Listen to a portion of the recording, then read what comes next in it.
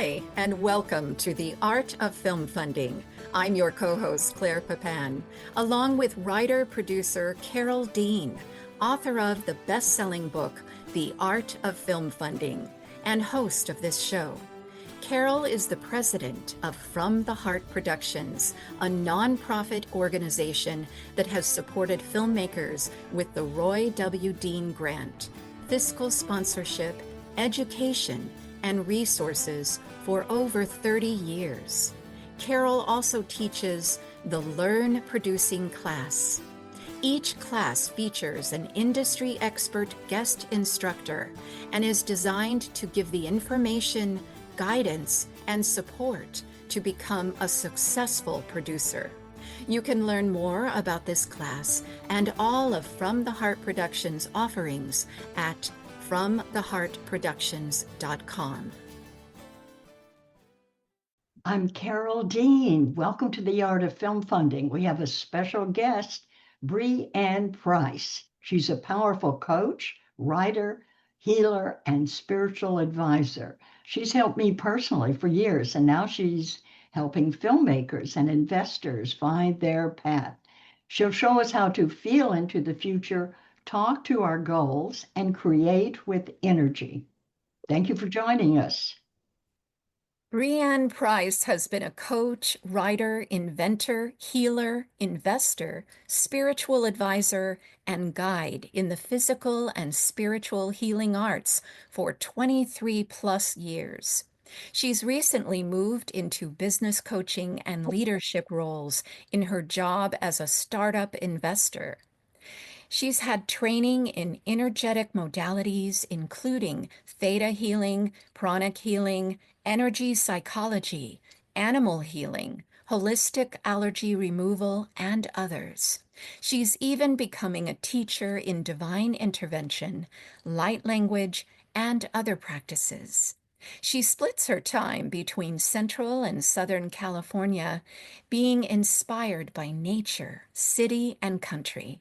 And Carol, I understand that Bree has been coaching you for many years. Yes, she has, Claire. I'm fortunate to have Bree help me achieve my goals. So thank you, Bree, for joining us. Thank you, Carol. Thank you for having me. Well, let's dive in right now, Breanne, and start with how to choose your goals. Wonderful. Thank you. Yes, manifesting. Manifesting is a really hot topic right now. And the truth is, it's in a chaotic world where we have the best opportunities to manifest. Because when we're in the chaos energy, we're less of holding on to resistance. And so, what I wanted to do today was just talk about manifesting and how to do it. There's lots of wonderful information. And in the Saturday class, we've talked about Napoleon Hill, Wallace Wattles, Neville Goddard, all the wonderful greats. And it's awesome. But what happens is, still with all this information, a lot of people cannot manifest. And I used to be one of them. When I first got into this work, I took all the money classes, all the manifestation classes, and I got next to nothing. And I'm not alone. And what happened is I had to go through the process and see how I manifested.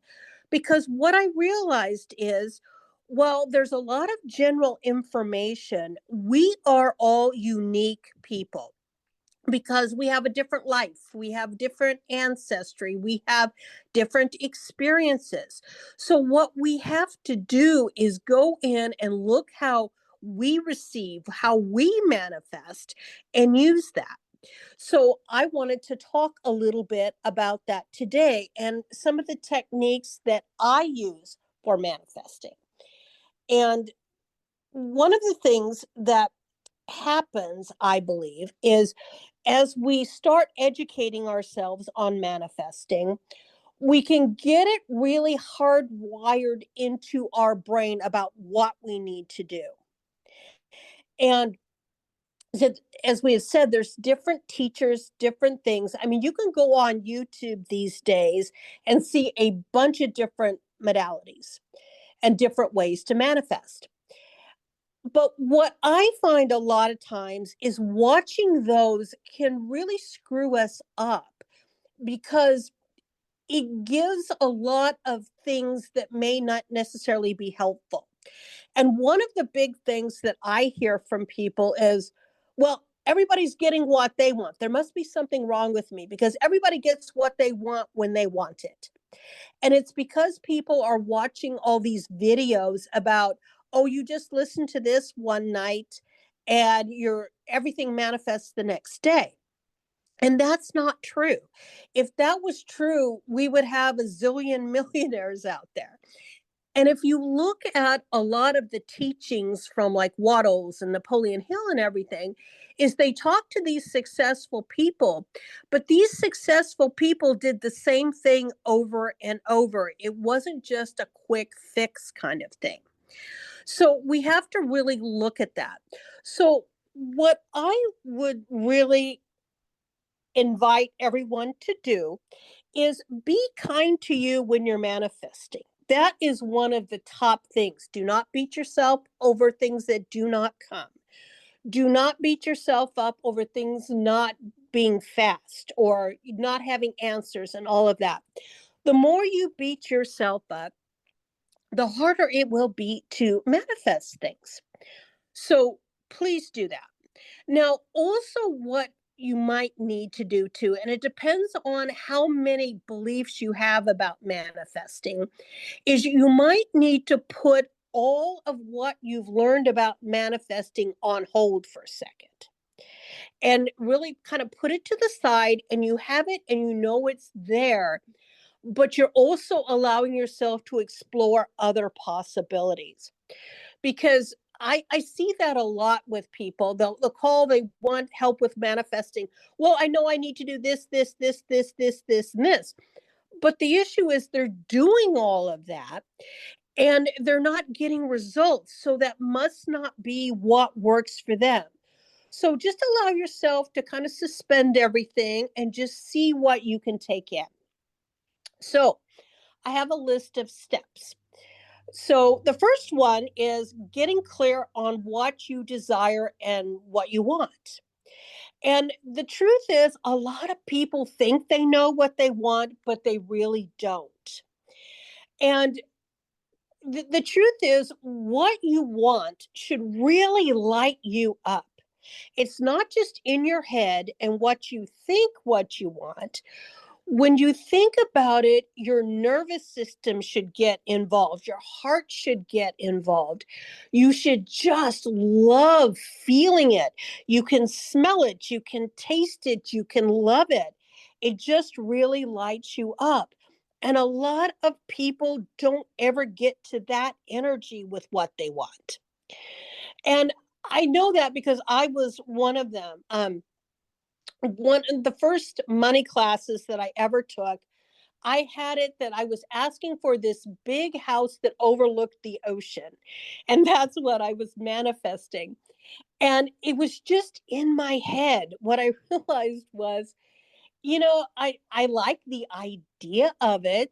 It sounds like it may be a good thing, but I just didn't see myself living there and living in the joy and the relaxation and the energy of it. So you have to really get into the energy of it. You need to feel in all your goals. And what energy do you feel when you look at your goal? And that's really good, like with your filmmaking. When you have your goal of completed film, does it make you happy? Does it make you feel good? Is there fear there? Is there disappointment? What is it? And we need to, when we start bringing up all that resistance, and it isn't bad, it's just resistance to your goals, you have to let it go. So you just kind of feel into it. And resistance is usually held in our body somewhere. So, example, like, okay, uh, I love having my film financed in 2025, and you feel that goal. Okay, so there's the resistance that comes up, or the thoughts like, that's impossible, that's not going to happen. You take a deep breath, you feel into that energy, like, no, this no longer belongs to me. This is untrue. And you just let it all go and you feel into it. And the more that you can do that, the better, because the more you can do that, the more you can get to the goal that lights you up. And your film should light you up. And my guess is it probably does. And what happens with a lot of people too is they look at the feeling of the goal, how it feels in their head, and like, oh, my film delights me. But then you start thinking about the work involved, what you're going to have to do, all of that. And what it can do is it can bring up disappointments from old things that didn't work out, or you've been working on it for years and it's like, oh, how are we going to do this? Because I've been working on it for years. All of this kind of stuff. So all of that, bring it up and let it out and have statements like, no, this is old thinking. I am excited that my film will be funded in 2025. And you have to start with all of those kind of things. So I hope that that makes sense. So step number 2 is form your identity. You got these goals, and that's awesome. But now you need your identity. And your identity is basically, who do you want to be, or who do you need to be to have this? And who do you want to be to have this? So the identity is a very big thing because, most of us are taught to play small, and that doesn't work in your big goals. So looking at your values, what do you value? And you value love, joy, prosperity. Start looking at your values and get your identity. And using the I am statements is really helpful here. I am a successful filmmaker. I embrace living my fulfilled life. Things like that, and start with your forming your identity in those ways. And what that can do is it can also start bringing in a lot of the energies. It can also show you where you're having a bit of a blockage too, because what often happens is, your personality comes into play. And if you're an introvert, having a successful film and winning an Oscar might scare you, right? It probably does. So looking at what you need to do to get out of that fear and get into embracing the goal by with your identity, who you are, who you can be, who you want to be, and really start living in that energy and making steps to have that. And this sounds like a lot, but when you start journaling on it and writing it down, things can come up. One of the identities that I have that has really helped me was leadership. Now, leadership is a very dynamic thing, and it's a very big thing. So what does it mean? And with leadership, though, is it also brings in a lot of different qualities. And it's qualities of, you know, being able to inspire, and that would work with your film, to lead in different ways, to bring out compassion, to help, assist, all of those kind of things. So maybe putting it under a new layer of leadership might help you. And, journaling on, what do I want to learn? What do I need to learn to have this? So it's just all about being in your true identity, but also upgrading it, because we're in such a world where people can see if you're not being authentic. So basically, what this is upgrading you. And you can do it all the time. And using energy, you can do it quickly. So step number 3 is, how do you manifest? In the past, how have things come to you? And I would say with this is going in and looking at your past, is when things come to you, what was going on and how did you do it? And this can be from childhood when you got a Christmas present that you really wanted. You know, what were you asking for? What energy were you in? And, as an adult, and it can be things like when you got an unexpected discount, when you got a scholarship to a class, when you went to go get tires and things were 50% off that time, all of that. So start really writing down how you manifest and see if you can notice any patterns. And patterns are really super important because that can show you how you do it. Okay. And patterns can be things like, I was feeling alive. I was feeling excited. I just got to do one of my favorite things and I was excited because excitement and fun and joy are some of our biggest things that help us manifest. So, looking at that. Now, this is also a really good time to let go of disappointments and victimization. Now, disappointment is one of the lowest, ickiest energies that we go into, and most of us do. And if people are really honest, most of us have been disappointed at some point or another. So, what I have done in the past is just go through and look at any place where I've been disappointed and let it go. And what I've also allowed myself to look at is, yeah, I was disappointed because something didn't work.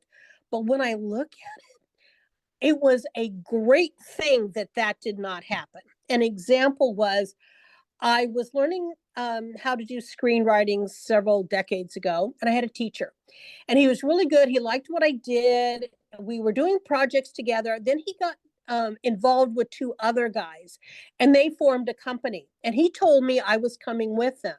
Well, he screwed me over because the other guys didn't want me in. So he screwed me over, and it was really hard. And it took me a long time to get over it. But what happened was they got into an argument. They created next to nothing and they wound up suing each other. So it was a blessing that I did not get that. So it's really good to let go of the disappointment energy and really being in the truth of it. And one of the things that I find too is we kind of have to get into the energy of sometimes we're asking for things before we're ready for them. And that can create a lot of issues too. I mean, an example is the lottery. I mean, how many people win the lottery and then within a year they're bankrupt because they don't know how to handle money, they don't know how to deal with it. And I think that, that's one of those things we really need to look at. Now, I'm that being said, I'm also a firm believer, and we need to ask for outrageous goals and outrageous things. But we have to do it without expectations. Like, wouldn't it be fun if my film won an Oscar? Wouldn't it be fun if I was hired to work on a great film from Scorsese or, things like that? By all means, put that in there and ask for it, but just don't put any expectations that it's going to show up now. And I don't want to say it's for the future, but you're seeding it in the present moment for it to bloom and blossom in a way that really works for you. And then the same goes with victimization. Unfortunately, we are in a energy now as a people where victimization is really big and really rampant. And the more we can stay out of that, the better, because the more that we can feel victimized by whatever, the more the energy stops flowing to us. So really putting boundaries on, victimization and not going there and just allowing yourself to be in your true energy, the better. And just so you know, there's a lot of baggage in the spiritual world too. So a lot of people in the spiritual world feel victimized. And just because you're on your spiritual path doesn't mean you can't feel that. So really watch that and don't allow yourself to go there. So what happens if you don't manifest what you want? And going into that energy can bring up a lot of the old disappointment, anger, resentment, feeling like you're less than, all of that stuff. So it's like, nope, I let all that go. And then you say, you know what? I'm choosing to manifest this. I'm choosing to bring this into this reality. And really doing that can help. But I feel sometimes you need to really look at all of these negative emotions, get them out, because your beliefs do affect you. So letting them out and just like choosing to really do things that you know you want to do, and choosing to be in your highest spiritual energy. And we talk about that. So letting go of the expectations are really good. And a lot of times we create expectations we don't know we create. Some people use dates, hard dates, to create things by, and often it doesn't work. Dates don't work for me. They work for others, but they just don't work for me. I like using quarters, using years. And this is where you have to kind of, as you word your goals, figure out what it is that really works for you. So bringing in your memories of the things that you really were able to manifest is good. And opening up your energy with this into manifesting things that you didn't ask for or were kind of out of your energy at the times. We've all probably had manifesting experiences where all of a sudden something great shows up that we didn't ask for. I believe it's good to receive it. It's like, oh, universe, thank you very much. And being in gratitude is a very big thing. And often we need to learn how to be in gratitude more often. And I believe the more that we can be in gratitude, the more we can be in miracle energy. And miracle energies happen all the time. One of my favorite miracle energies is several years ago, I started investing in racehorses. And the first year, I, of course, wanted a Kentucky Derby winner. Everybody who racehorses does that. Well, what happened was on a Monday, a couple of weeks before the Derby, I have a client who I oversee her investment portfolio. When she gets out of control, she turns it over to me and I take care of it. And it was the wildest Monday I've ever seen with her portfolio. She went from going from like 75,000 in the red to like 150,000 in the black. It was just the wildest thing I've ever seen. And she was amazed and I was amazed. Well, the next day, a horse became available for sale that had the exact same name as her cat. And I said, okay, that's just a sign I need to buy into this horse. And I did. That was on a Tuesday. On Friday, it was announced that that horse was running in the Kentucky Derby, not in one of the main races, but in one of the secondary races. I love it. And it's like, that's just when we're in the miracle energy and we don't stop it, miracles come. So it's awesome. So I hope that that is clear. So step number 4 is, how do you energetically connect with your goals? And this will also depend on the person. Meditating is great. Talking to them. I believe we should talk to them out loud because a lot of stuff goes on in our head, but talking to them is good. The whole being experience, feeling them. I know some people who go out in nature with their goals. That's wonderful. So you have to really be in energetic connection with them to give them energy. Because if you do not, then they're not going to get the energy that they need. A lot of people like have lists, put them up on the wall and visit them every day. So how do you connect energetically with your goals? Experiment with that and give them energy. Now, also, what format do you use? And I think that this is really super important. And I've had a really wild time with this. So when I was in corporate, I did electronic. Everything was electronic, and that worked well in corporate. I tried to do that for my goals, and it just didn't work. There was no energy. So I went to journaling. Well, that really didn't work either. And journaling drove me crazy because I don't like having to constantly rifle through papers to find what I was looking for. So I converted over to lined paper and binders. Well, that didn't really work either. So then I heard this story about there's been studies where unlined colored paper, it helps you, if you write on it, it helps you retain the energy and it has more power. So I started doing that. So that worked semi okay for spiritual goals, but not like linear goals. So I went back to lined paper for my linear goals, which is awesome. So now these days last year, I discovered dual purpose paper. So basically it's the same design. One side is lined, the other side is blank, and I use it and it's wonderful. So looking at how your format, and that's really super important, because I've heard so many people say is if they put it electronically, it disconnects them from it. I'm not sure about that. It would depend on the person. But I do know that with me, writing things down really helps keep my energy there. So I hope that is clear. It's all about you. And if you haven't noticed, all this is about you and how you are. So the formulation. I think that there's all kinds of wonderful formulations that you can use and experiment with what works for you.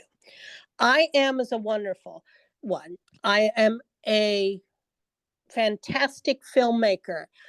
I am a well-paid creative. I have is also good. I have wonderful connection with the universe. I have the life of my dreams. I enjoy is good. I enjoy being me. I enjoy my life. I celebrate who I am. And Neville Goddard talks about this, and I've been playing with this recently, and I love it, is I remember when. Because the truth is, what we want has already been created in the quantum field and other dimensions. So if you say, I remember when, that can bring it in here. I remember when my film was funded. I remember when I won an Oscar for my film. I remember when my film received picture lock, all of those kind of things. And that is a really good thing to use also. So play with what works for you. And what I would also say is, play around with dates. In 2025, my film is funded. And really look at that, experiment with what works for you. Now, goals and desires are dynamic, I believe, and you can change them. Now, if a goal does not manifest, I was like, okay, how can I change this? Why didn't this work? Who can I be now to make this work? And just play with it. So, it said it's all about you and being in the energy of you. So you can change it. And please do. Please do. Step number 5 is support goals. These are really super important. I create from fun and playfulness. And I believe that a lot of people do too. So how much fun and playfulness can you create? I love my life fully. I love being a filmmaker. Being a filmmaker is one of the best choices I ever made. And being playfulness. One of the big life-changing things that happened to me years ago was I read in the news that there was a fisherman in the Philippines who found $1 million pearl. I love pearls. I'm like, oh, that would be fun. I would love to have $1 million pearl. So I was told to write it down. So I wrote down, I allow and choose to own $1 million pearl. Well, then what happened is I was told to start writing down anything that would be fun to have. There had to be no purpose other than it would just be fun to have. So I started doing it. And it was amazing how many things started showing up. I woke up on a Monday and I thought, you know what? I don't have a horse with a female trainer. So I allow and choose to have a horse with a female trainer. 2 hours later, one became available. I woke up and I decided, you know what? I want to own part of a professional sports team. And of course, there were none available. Well, the next week, the Green Bay Packers started selling stock for the first time in 11 years. So I got that. So doing fun and playfulness, I think, is really good and it supports you. And part of the support goals too is, well, any part where you need support is like the perfect crew shows up for me. I am blessed with the perfect crew showing up for my film. I am blessed with funding. Um, any support things that you feel that you need, please ask for in these goals. And again, I don't believe that you can ask for too much, but you cannot put expectations on it because sometimes that will push it away. And if you look at it, this is all about your receiving muscles. Receiving muscles are just like our regular muscles. And we don't receive as much as we should. So our receiving muscles get weak. And if our receiving muscles are weak, our manifestation muscles can't do their job. So just allowing yourself to do that, to receive more and just be in fun and joy and to discover how you manifest is one of the biggest gifts that you can give for you. And please include fun and playfulness because this life is way too short not to have that. Number 6, please do a good things list. I started doing this last year and it was absolute reality changing. So basically what you're doing is writing down all the good things that happened to you. And how I do it is I get a piece of lined paper. I put Q2 2025 page 1. And then I number all the lines on the page. I turn it over, label it page 2, and number all the lines. So I have 66 things. And so what I do is I write down every good thing that happens. And what I tell the universe is, okay, these are all the good things that I'm to receive. Fill up all these lines with wonderful things. And it does. And it's amazing how it works. And what you're doing with this is you're retraining your nervous system, your reticular activating system to see good things. We are such in a world where it can be depressing. And so we're so focused on seeing bad things. But when we can start seeing good things, all kinds of good things show up. And I'm not kidding. It's just, I think last quarter I had 1,400 or 1,500 things. I mean, it was just crazy. And it can be things like, oh, I found $1 in a pants pocket. I hit all green lights on my way to the gym. I honored myself by going to the gym every day. All of those. But please do that. It will really, really change how you see things, and it will really change what finds you, because this is also part of your gratitude practices. And gratitude is a fabulous energy. So, number 7, the last step is self-care. While you're doing this, please take care of yourself. Honor your body. Eat as healthy as possible. Drink your water.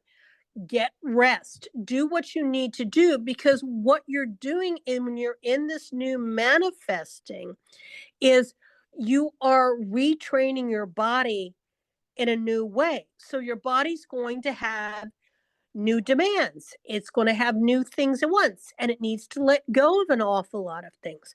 So please be really good to yourself. And allow yourself to have what you want. Okay. Now, with this too, part of the self-care is being willing to see things that don't appear as you think they will.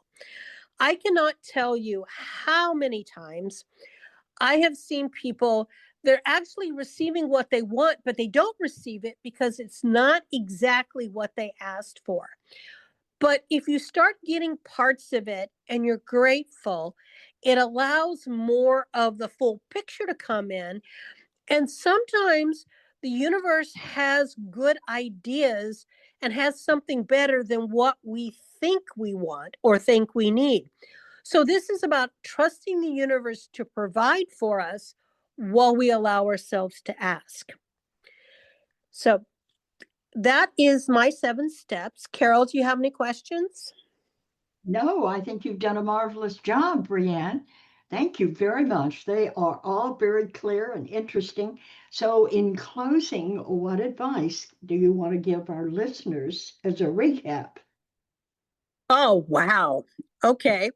Well, what I would suggest is look at these steps and really do them. You know, we want to, in this busy world, do checklist. And what I think often happens with people is, oh, yeah, I asked for that, check. Oh, I did my meditation, check. And we do it that way. And we have to really be in these energies and feel into them. And so the more you can do that, the better. And I really believe in asking for things outside the box, being fearless in your asking and doing that. And allowing yourself to look at your film honestly. And, do you want to do it? Do you think it's impossible to do? Asking all of these really hard questions because you can get to the root of a lot of different things. In our head, we think it's a great idea, and it is awesome. But there's a lot of other energies that are required to actually have it. And sometimes what can happen is that there's a lot of work involved, or it isn't as easy as what we thought.